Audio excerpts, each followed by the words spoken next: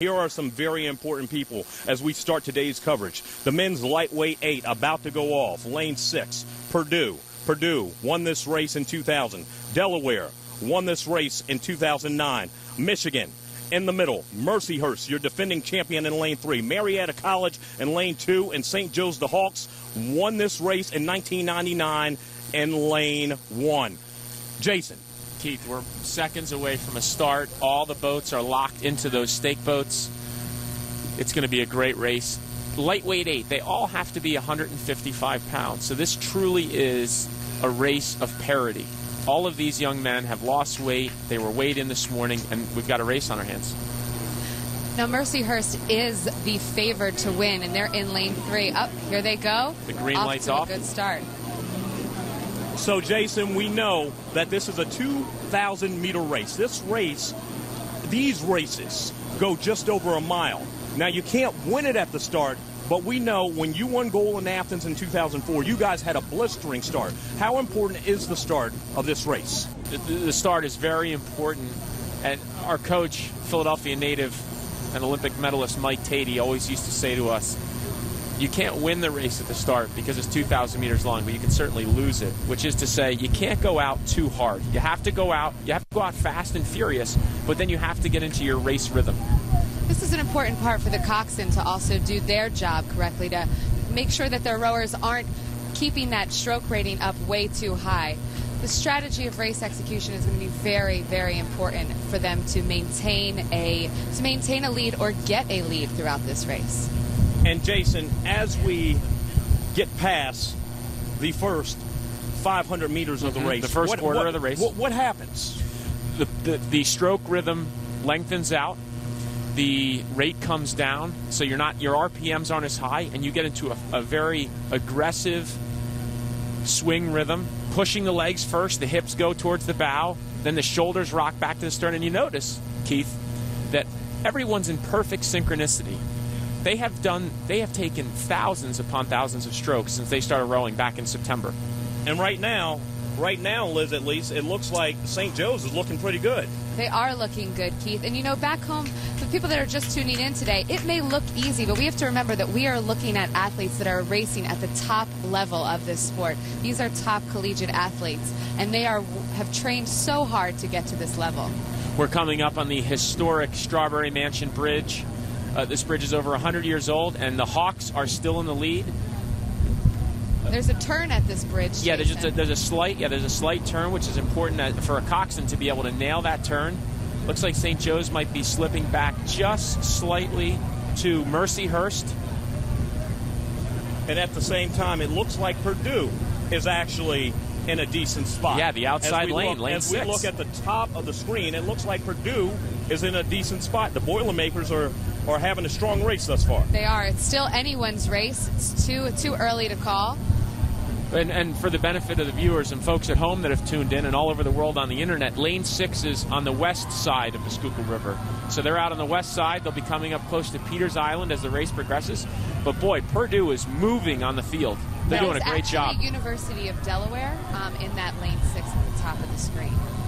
Okay, I guess we had a lane change. That's last-minute lane change. Delaware is under the leadership of local business magnate Chuck Crawford, who owns more than 30 Arby's in the area.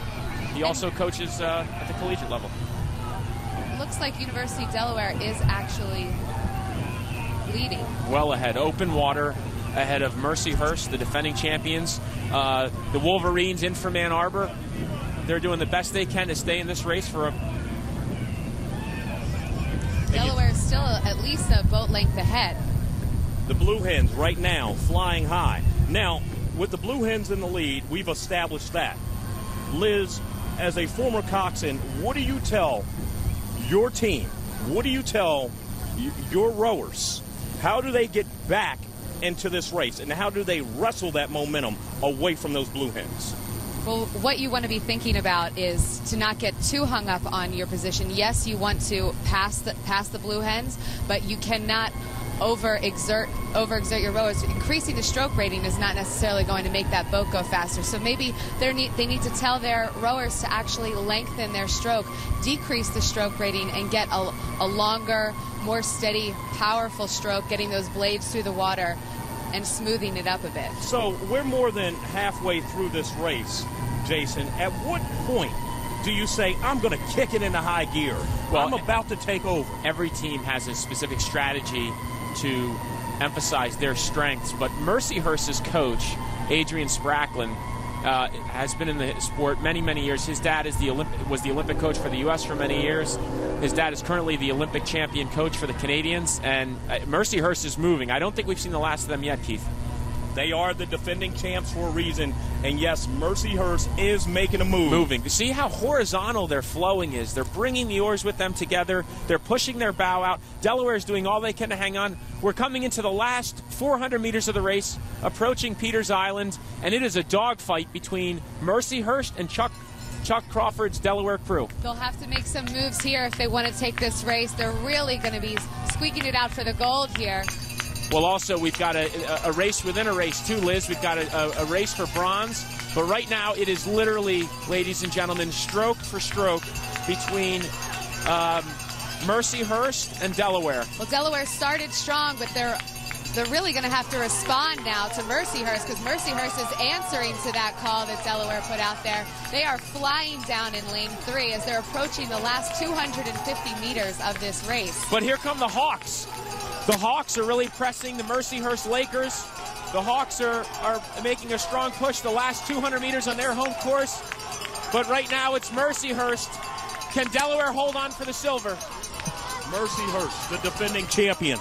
Delaware, the champs in 2009. The Blue Hens won it back, but not badly enough, because Mercyhurst is stroking to victory. They're calling some high stroke ratings here, last few strokes of the race, and it looks like it's going to be Mercyhurst. Incredible. Mercyhurst laying low, and then they turned up the heat at the end.